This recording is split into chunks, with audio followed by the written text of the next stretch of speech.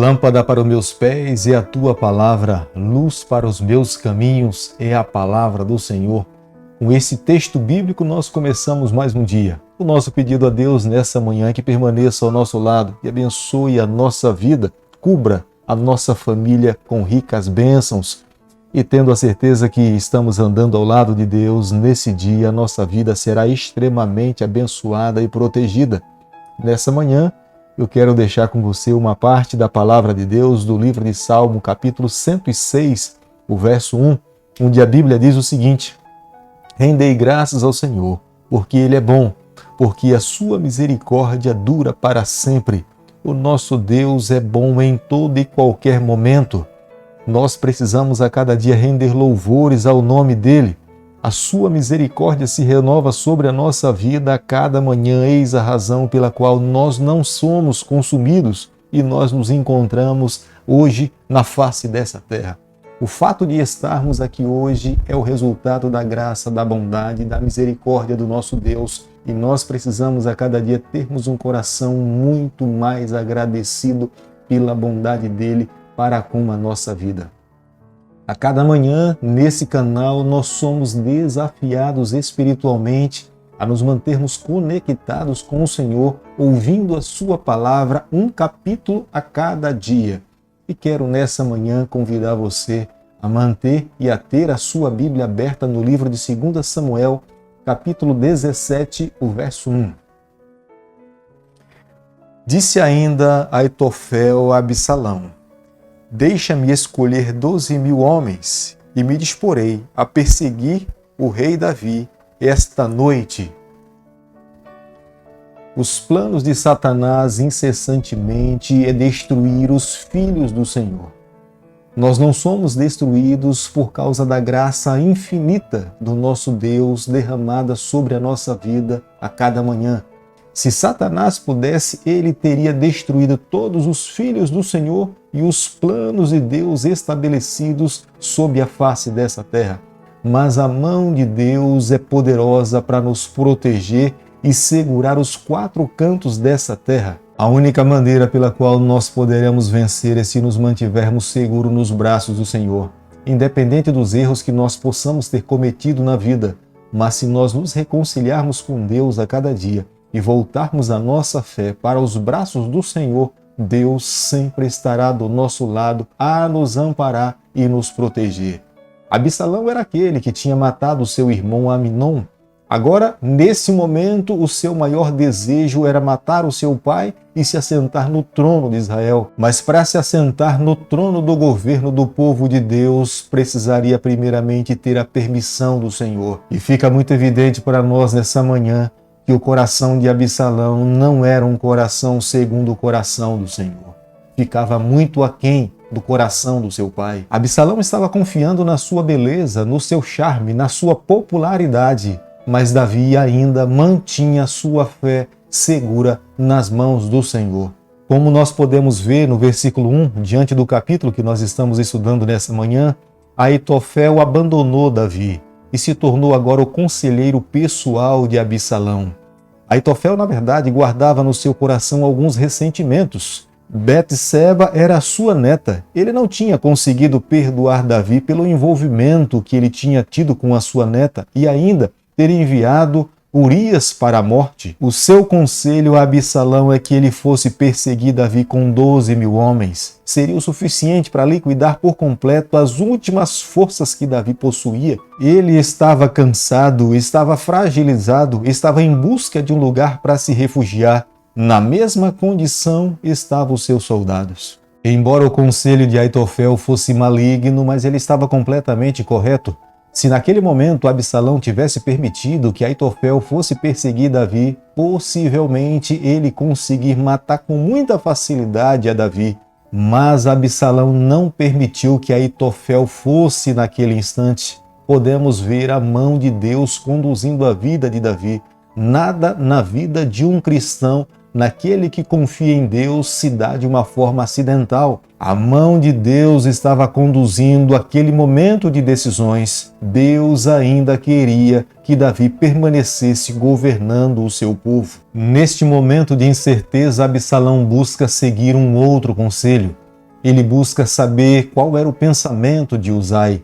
Uzai era leal a Davi, embora estivesse também protegendo Absalão assentado no trono, mas Uzai queria o bem-estar do povo de Deus, e ele aconselha Absalão dizendo que Davi é um herói de guerra, como os homens que estavam ao seu lado, como se fossem leões ferozes. Jamais ele conseguiria capturar Davi com muita facilidade, mas na verdade os planos de Uzai era dar tempo para que Davi tivesse condições de ultrapassar o rio Jordão e se refugiar do outro lado. 2 Samuel, capítulo 17, o verso 11, a Bíblia diz o seguinte: Eu, porém, aconselho a toda pressa, se reúna a ti todo Israel, desde Dan até Berseba, em multidão como a areia do mar, e que tu, em pessoa, vá no meio deles. O plano de Uzai era extremamente sábio. Ele queria, na verdade, aproveitar aquele momento de insegurança de Absalão para que pudesse dar tempo a Davi fugir e se esconder. Para que Absalão convocasse todas as tribos, como ele mencionou, como a areia do mar, para que Absalão pudesse liderar esse exército para matar a Davi, não iria acontecer da noite para o dia. Daria tempo suficiente para que Davi se refugiasse em algum lugar. Uzai conhecia Absalão, sabia que Absalão era extremamente orgulhoso. Pensando em liderar um grande exército, isso elevaria o ego de Absalão. Absalão jamais iria perder a oportunidade de ser aplaudido pelos seus soldados e por toda a corte. Se nesse momento Absalão, indo para o campo de batalha, vencendo o seu inimigo, voltando para sua casa como um herói de guerra, sendo aplaudido pelos seus súditos, era tudo aquilo que Absalão sonhava para a sua vida. Ele jamais iria perder essa oportunidade de levar sobre os seus ombros essa glória. Por isso que ele acata o conselho de Uzai. Querido amigo, nessa manhã nós também precisamos parar para refletirmos na nossa vida. Nós não podemos permitir que o orgulho domine o nosso coração. Às vezes até reconhecemos que estamos errados, mas pelo fato do orgulho ter invadido o nosso coração, nós não conseguimos admitir que erramos. O orgulho é uma arma diabólica. Alguém pode estar ciente do seu erro, mas não é humilde o suficiente para confessar e abandonar. E quando nós não confessamos e quando não abandonamos, Deus não tem como perdoar um pecado onde o pecador não reconhece, não confessa e não abandona. Já me deparei com tantas famílias que se separaram como resultado do orgulho. Não foram humildes o suficiente para pedir perdão, para reconhecer os seus erros e se reconciliarem. Já me deparei com tantos irmãos que dentro de uma comunidade também acabaram se separando porque não foram humildes o suficiente para pedir perdão e se humilhar e viver uma vida em paz. E esse foi um dos maus que consumiu Absalão. O seu orgulho lhe destruiu.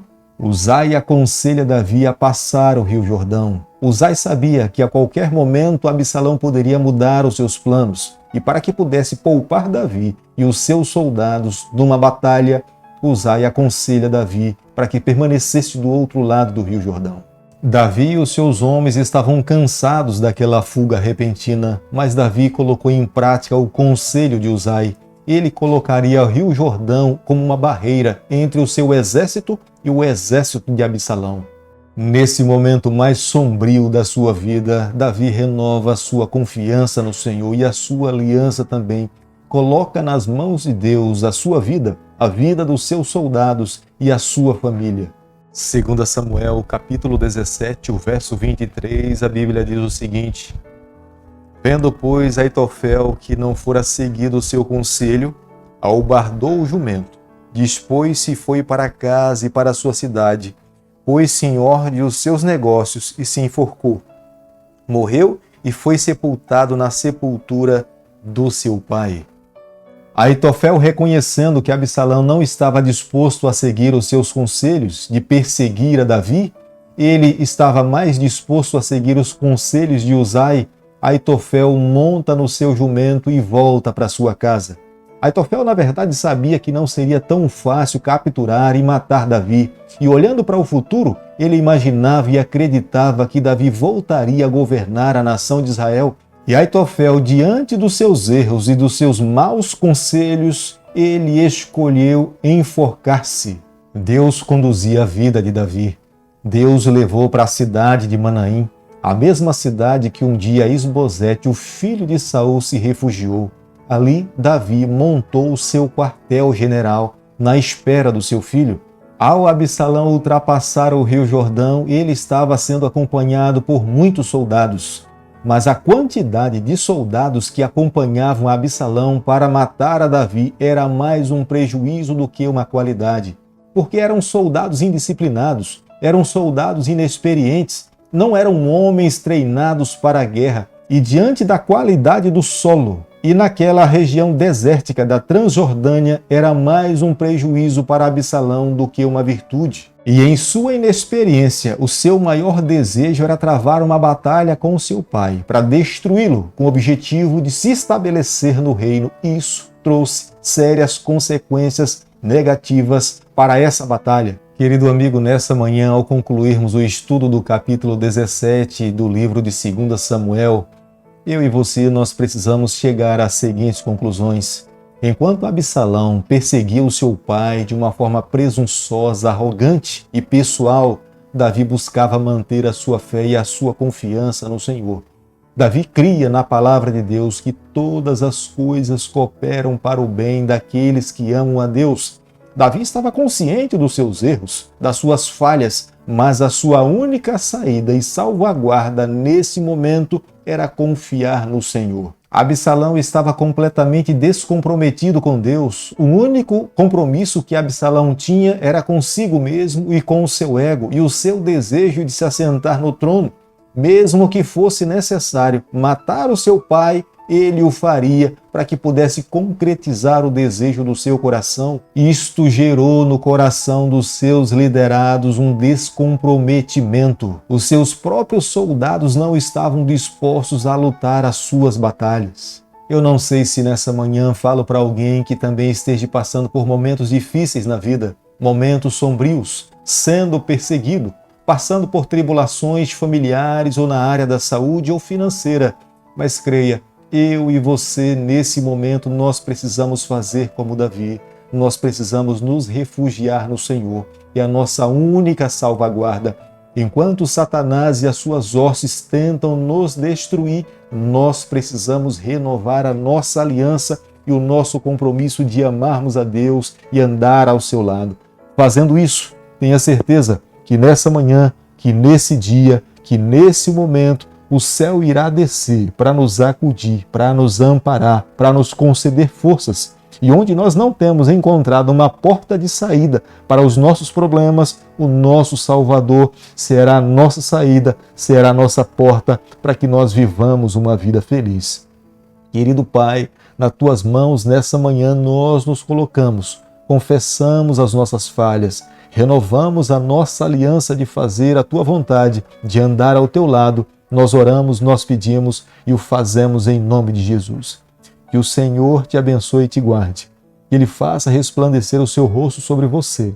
Que Ele tenha misericórdia de você. E sobre você, nessa manhã, Ele levante o seu rosto e conceda a sua paz em nome de Jesus. Amém.